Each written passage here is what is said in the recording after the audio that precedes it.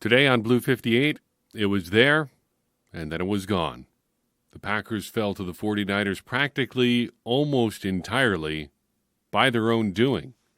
Now it's time to lick our wounds and figure out what's next.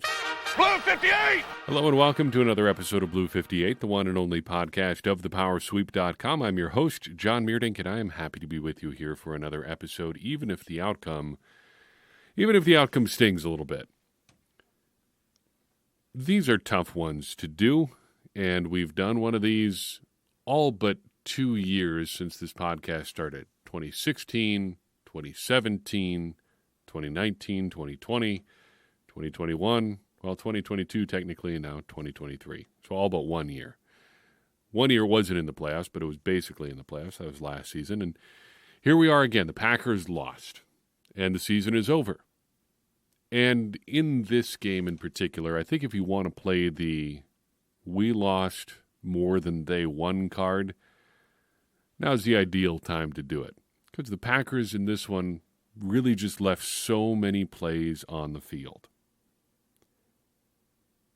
The missed opportunities are going to be what should linger with this team through the offseason.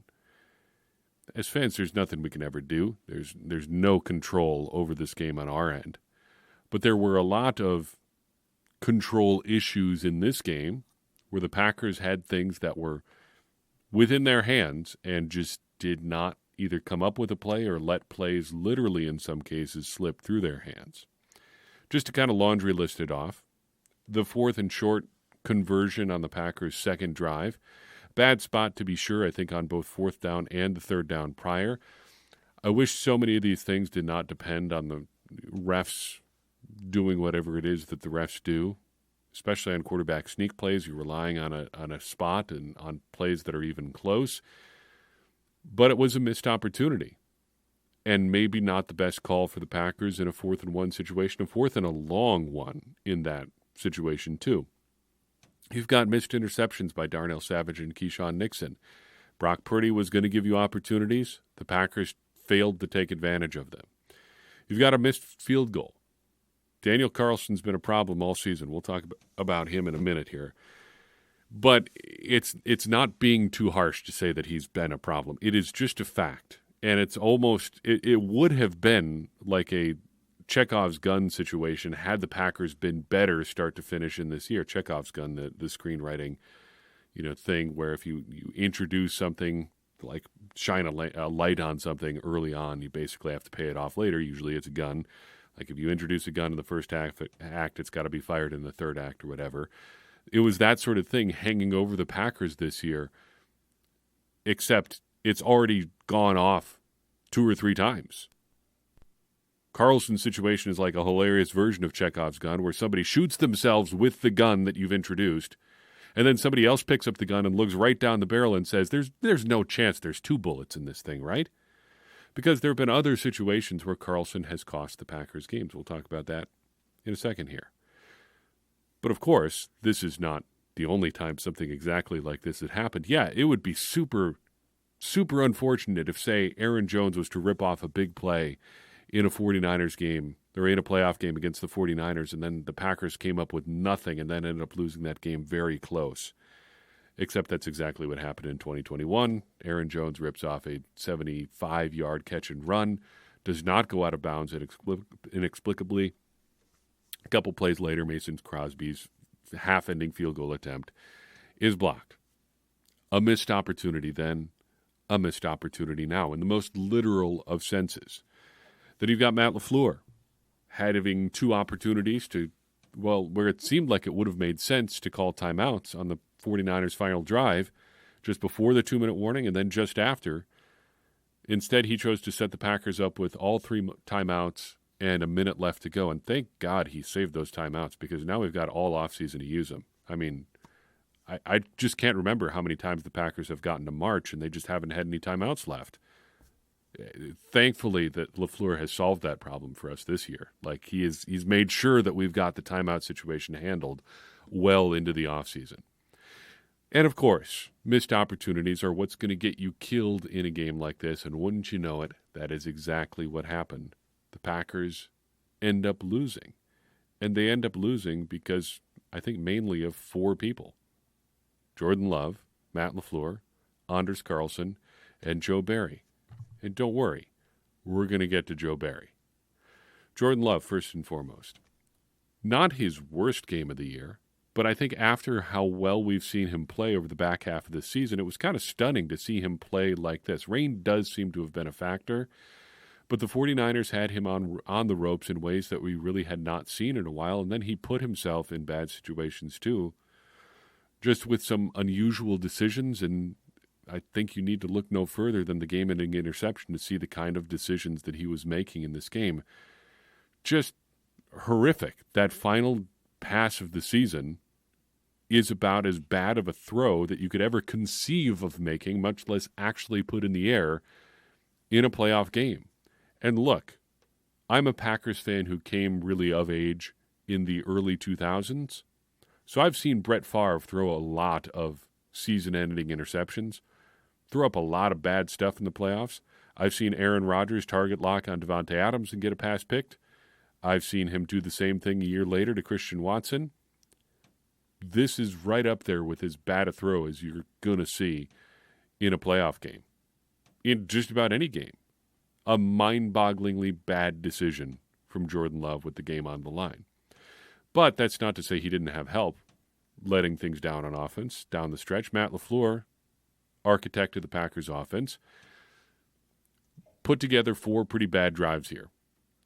Packers' 6th, 7th, 8th, and 9th drives ended with interception, 3 and out, missed field goal, and interception. The field goal drive was a good one. You did have some ball movement there. But the other plays, the other drives go like this. 4 plays, 9 yards, interception. 3 plays and out. Jordan Love misses Aaron Jones real bad on 3rd and 2. That's not Matt LaFleur's fault. And then on the final drive of the game, Jordan Love throws another pick. It's a lot like, in some ways, the Falcons game early in the season, where a combination of bad play calling and bad execution lets a team climb back into the game, and then you've got the defense allowing it to happen. Then you've got Anders Carlson. Look, I'm not a field goal kicking expert. I could probably not make a 25-yard field goal right now. That'd probably be the extent of my range. But this is the easiest results-based position to evaluate. And some of this, to be sure, appears to be on the Packers' long snapper. He's been up and down all year, Matt Orzik. But getting evaluated on the end result is part of the deal here. The results are never more clear on a football field than for the kicker. Ball go in or ball not go in. And for Carlson, far too often the outcome this year has been ball not go in. And more importantly, it's been ball not go in during close games. I'm going to stop doing that joke now. I'm annoying myself. Jokes aside, this is the 3rd time this season Anders Carlson has missed a field goal in a game that the Packers have lost by 3 points or less. This is the 5th straight game where he's missed at least one kick, either a field goal or a point after. It's been time for a conversation on Anders Carlson for a long time. And other than a pretty solid start to the season, it's been bad. And there isn't a learning curve for rookie kickers. You kick or you don't. And down the stretch here, it's been far too often it's been don't for Carlson. What a damning line from the sideline reporter, I forget his name, from Matt LaFleur in this game, that he just says that LaFleur says that whenever Carlson goes out, he just prays. I mean, it doesn't have to be that way.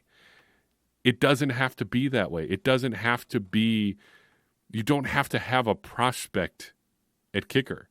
You can just try a different guy.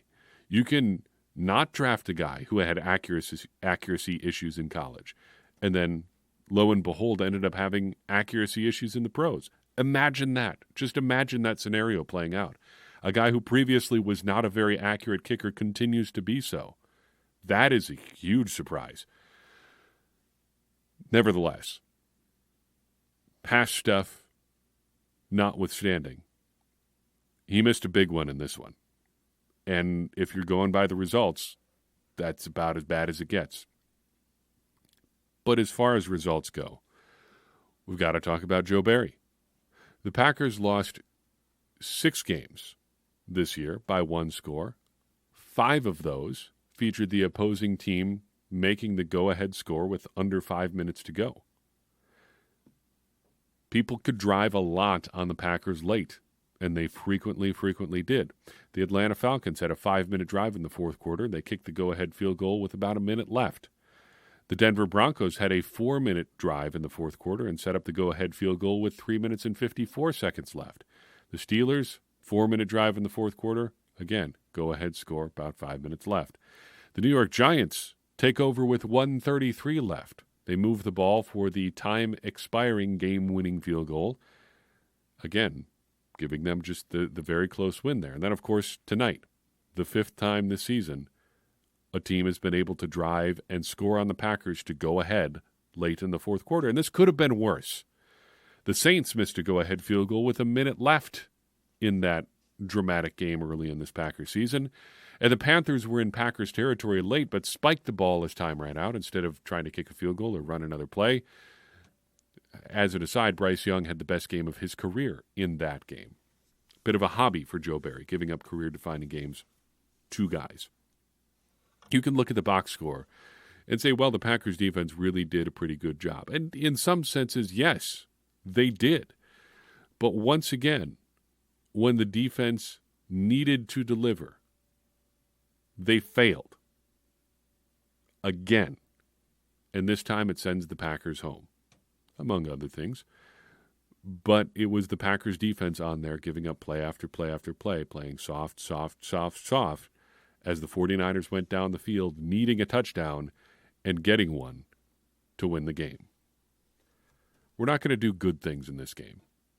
I don't want to play the, well, you know, they weren't expected to be here sort of thing right now, because that's part of the long-term evaluation of this Packers team. As for right now, I think you should be a little bit salty. I think you should be a little bit angry about how this game played out. How the Packers started this season has nothing to do with today. Being 2-5 in October, November, whatever it was, does not matter when you are leading in the fourth quarter of the divisional round of the playoffs.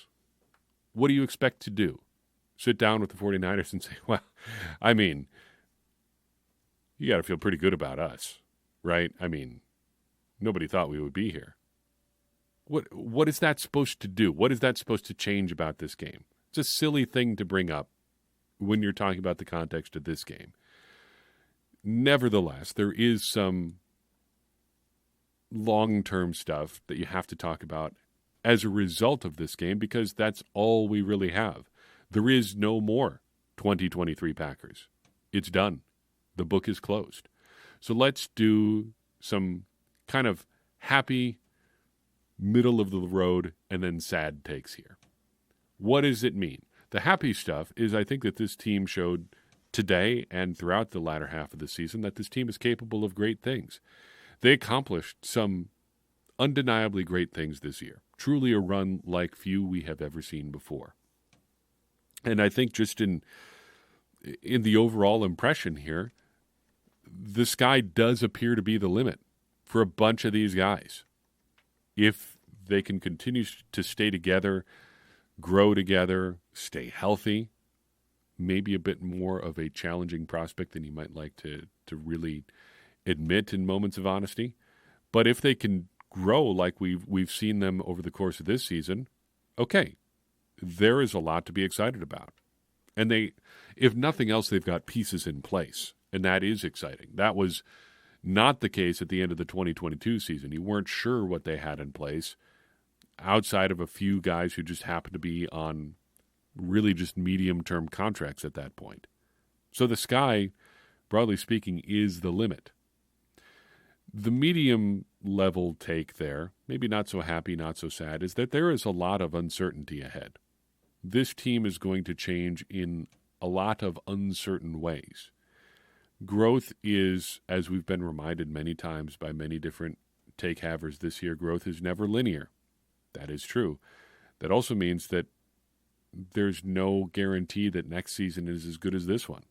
Could be better, sure, but it could go a lot of different ways. There are a lot of big questions out there about this Packers team, and the future is always uncertain. Nothing is ever guaranteed, and when you've got opportunities, you've got to take advantage of them. And that's why I have to do the sad take, because it's not a popular or fun thing to say, but it is possible that this is as good as it ever gets for the Love era Packers. I'm not saying that's likely. It's also not impossible. Know how I know? Just look at Aaron Rodgers' career. It would have been easy to sit there in a very similar situation in 2009 after an exciting game against the Arizona Cardinals and say, well, the sky's the limit. It's only up from here. And with the Packers, that would have been true. But think how close that Super Bowl run was to not happening. Just look at what happened to Aaron Rodgers in that season. He gets a concussion against the Detroit Lions. He misses one game that the Packers lost to the New England Patriots, nearly won, but ended up losing. But then he comes back and everything's hunky-dory. What if it had been 2 games? What if it had been 3? The angle on that concussion is slightly different, and Aaron Rodgers isn't available for a Super Bowl run that probably doesn't end up happening. And then what do the 2011 Packers look like? How anxiety-ridden is the next decade after that if you don't have that Super Bowl run? Think how close it was to not happening. And I know part of this is just because I'm a little bit salty after a loss, but sometimes you have to be a little bit salty. And sometimes I think that's justified. But let's air this take out. There have been a lot of victory laps this week about the Packers roster construction and what Brian Gutekunst has done. And he's loaded up on a lot of stuff over the past 2 years. But contending doesn't count for anything. It's great that the Packers might be set up to contend for a decade or longer. Being in contention doesn't matter. Ask the Buffalo Bills about that. You know, any Bills fans that were around in the early 90s, how great do they feel about being in 4 straight Super Bowls? They contended about as hard as anybody ever has. But being close doesn't count. And if the 49ers win the Super Bowl this year, you think they're going to look back and think, gee, man, those Packers, they almost had us. No, they're not going to think about the Packers at all. As good as it feels to get close and see the building blocks in place, getting close doesn't matter at all. You got to seal the deal when you've got the opportunity, and the Packers had an opportunity today, and they failed. They failed. We need to be okay with saying that the Packers failed when they had an opportunity, because it can't just be this big swing from, look, the Rodgers era guys, the expectation is the Super Bowl, and it's true. The expectation was not the Super Bowl here. But I think what I'm trying to get at here is what this really means is that the no expectations era is over. That house money that everybody's been talking about the last couple of weeks, that is all spent. That the Packers are surprisingly good, no surprises anymore. What can they be? What can this team be? Well, we've seen it. Everybody's seen it now. Now the challenge is going to be doing that again, and then again, and then again, again, because that's what contending is about. We've set the bar now. Now you've got to be at least this good going forward. If the Packers falter next year, how do you feel? Does it feel like you're making progress? Does it feel like this year was really progress at all? Or are you starting to wonder already by this time next year, where is this team going to end up? And that really is going to be the question for this offseason, because they're going to have to make a bunch of important decisions. So let's talk about some of those decisions.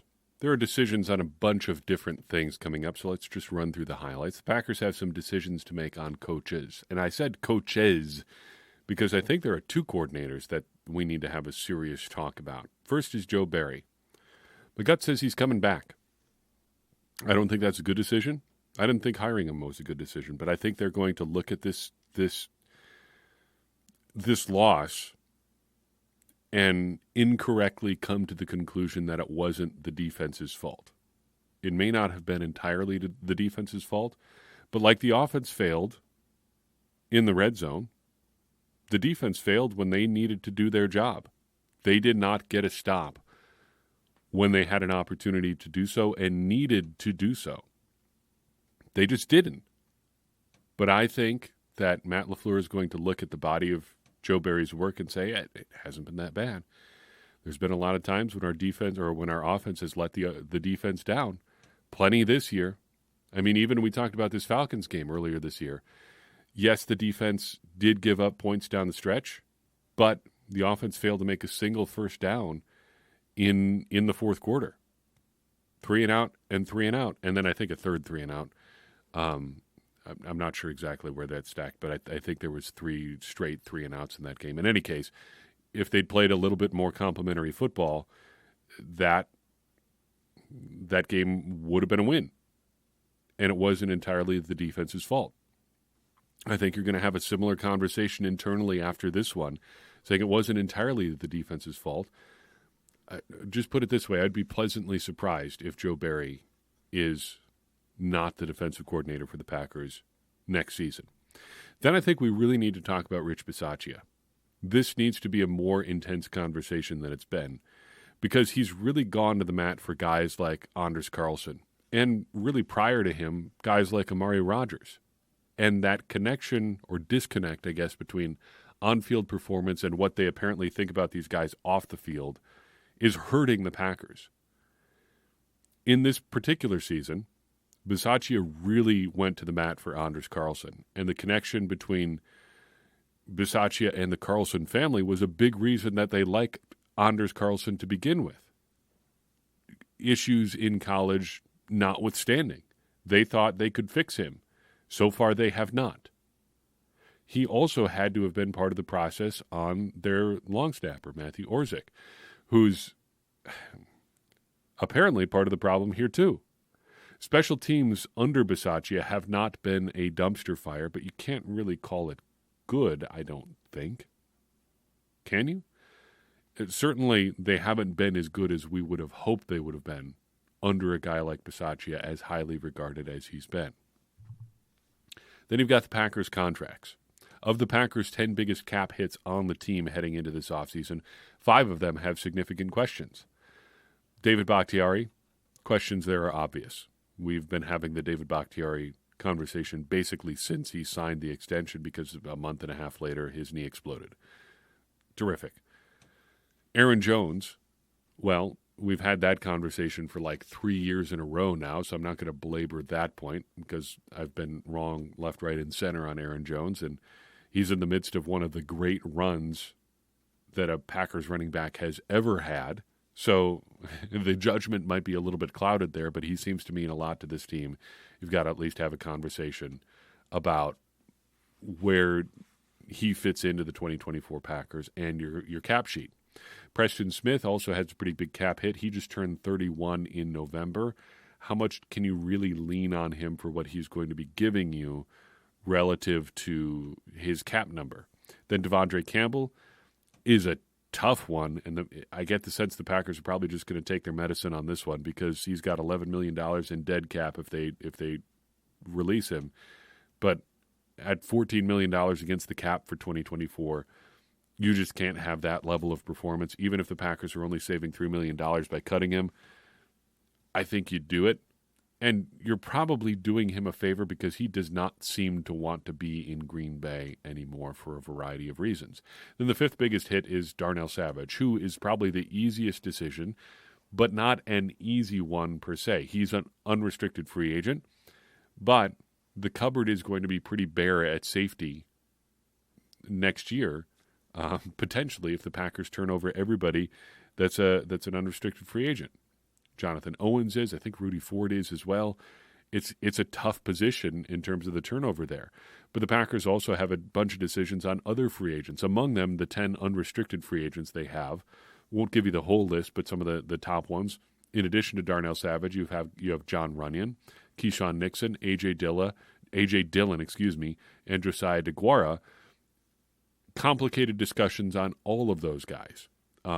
and what they mean to the Packers and what they can give the Packers, in some cases, even beyond their on-field performance.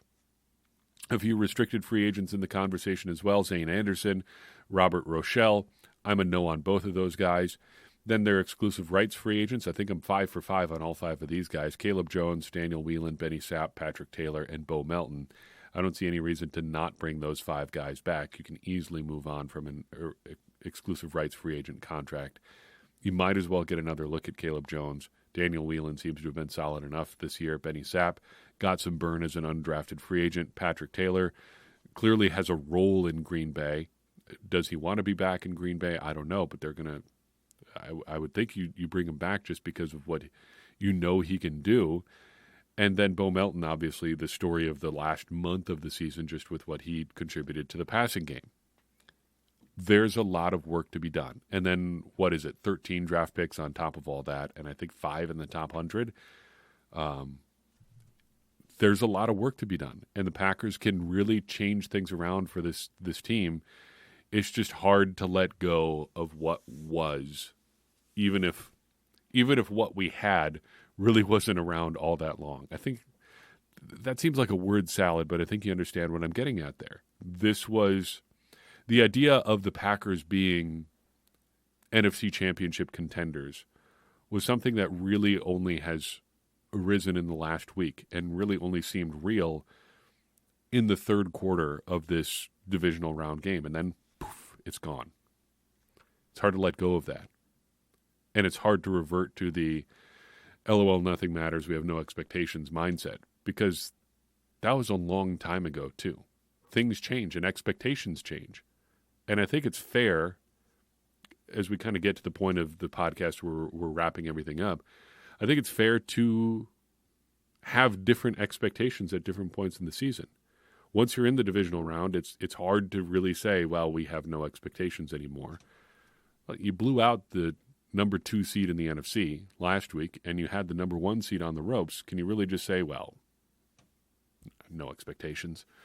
No, I mean you expect to win a game like that, and the Packers didn't, and that makes it something of a pretty bitter disappointment here at the end. Let's send you out with a few cheese curds here at the end. Great looking game. Was hoping when I heard that it was likely going to rain for this game, and then saw the rain coming down, that we were going to get some mud. I mean, who doesn't love a 49ers-Packers playoff game with a bunch of mud on the field?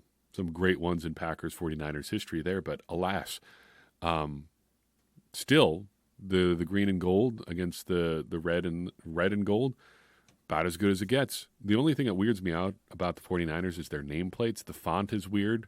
Maybe it's just me, but it also looks like they have different sizes for the letters on the text. I never know quite what to make about that. It's kind of weird looking, and I wish it was a little bit more standardized. Narrative-wise, there was something developing in this game that I thought could have been a cool reversal from something we saw a couple of years ago.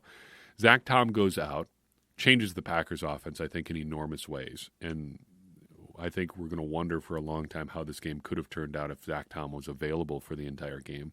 But who comes in for Zach Tom off the bench? Josh Nijman. And narrative-wise, I even made a note of it as I was writing about the game during the game. I thought this could have been about the coolest thing in terms of a reversal of one of the great injustices of Packers playoffs history when he got benched in the 2021 playoffs, really for no reason. So Billy Turner could start at left tackle and Ricky Wagner could start at right tackle. It didn't work out. And Josh Nijman sat there on the bench being perhaps the best tackle the Packers had available, just watching the game. Unfortunately, it doesn't seem to have really worked out that way. He did not have a particularly great performance today. But in the grand scheme of why the Packers lost, probably not the biggest reason. Returning to Aaron Jones here. He can't be gone after this one, right? This can't be how it ends. But if it is how it ends, 5 straight 100-plus yard games to close out the season. You talk about leaving all of it on the field. Aaron Jones certainly did that for the Packers this year, as I think did Romeo Doubs. He's probably endured more criticism on offense than just about anybody else, at least among the Packers pass catchers, with the possible exception of Christian Watson. who gets criticized, I think, for very different things. But Dobbs really came on strong down the stretch. Not perfect as a player, not even perfect as a prospect, maybe not even all that exciting as a prospect in terms of what he could develop into. Dobbs seems pretty close to a finished product to me.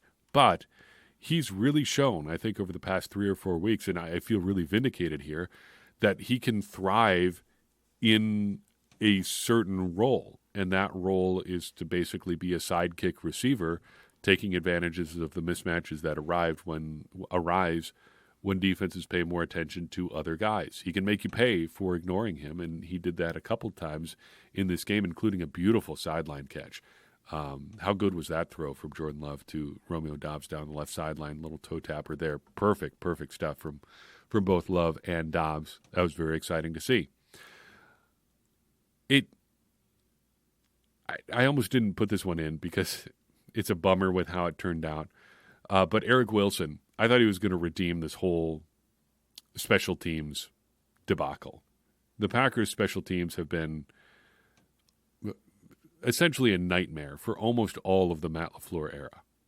They just have not been able to get this stuff straightened out.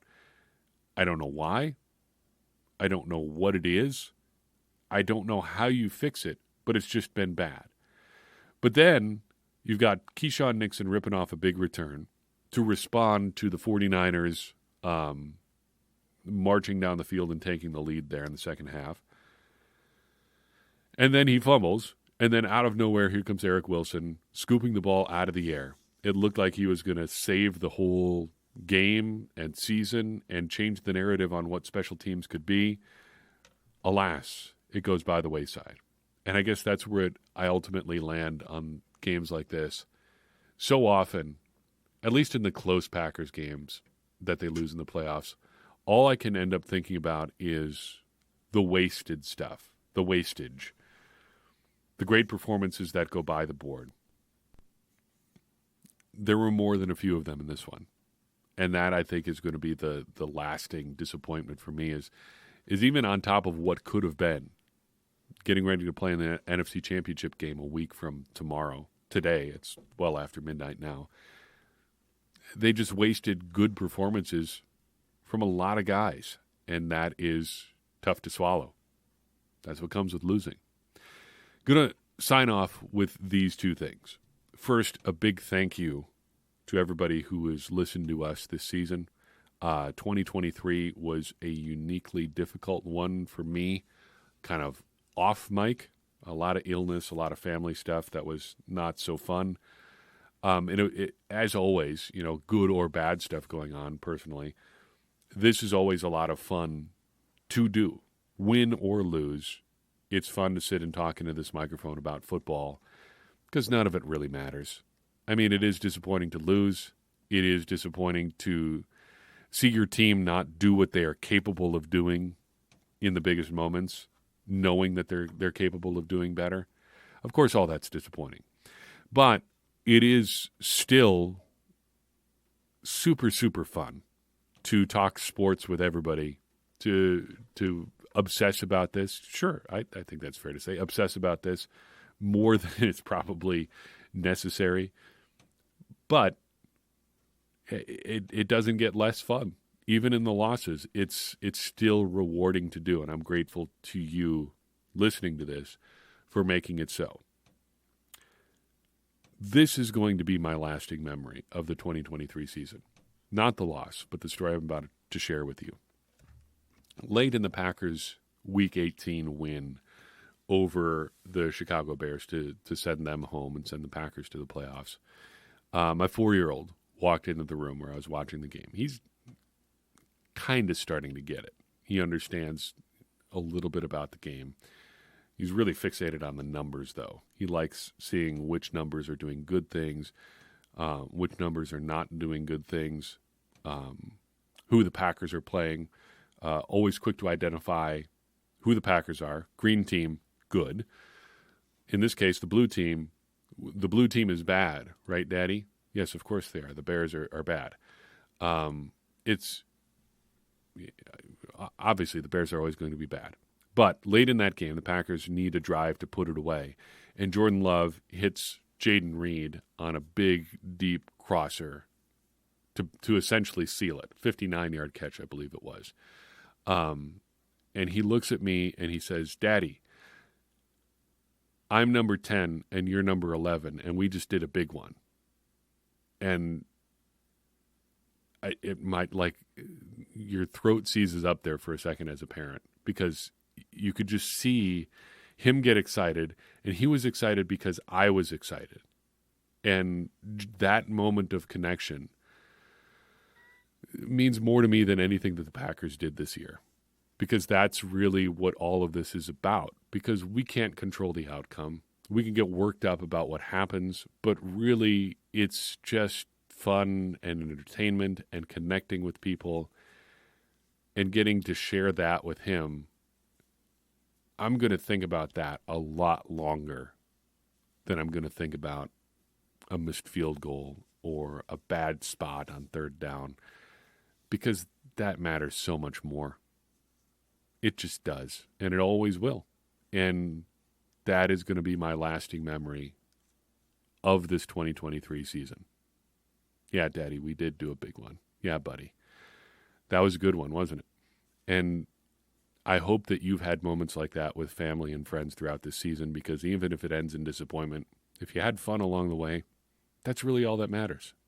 We're trying to have fun, and we're trying to enjoy football together, and we're trying to have a good time and learn a little bit more about it as we do. Sure, it stings. It's hard to lose. It's hard for something that you care about to end unexpectedly. Well, maybe not unexpectedly, but brutally. Put it that way. But hey, there's always another season, and we're going to have another season here before too long. It's going to be here before we know it. So I've got for you in this episode of Blue 58. I appreciate you tuning in. Thank you. Thank you for tuning in all season. Appreciate it even more, even in a loss, if you would share this episode with someone you think would enjoy it. It's going to help more people find the show and get more people involved in this conversation you and I are having about the Green Bay Packers, which in turn is going to help all of us, me included, become smarter Packers fans. And as I always say, smarter Packers fans are better Packers fans, and better Packers fans are what we all want to be. I'm your host, John Meerdink. We'll see you next time on Blue 58.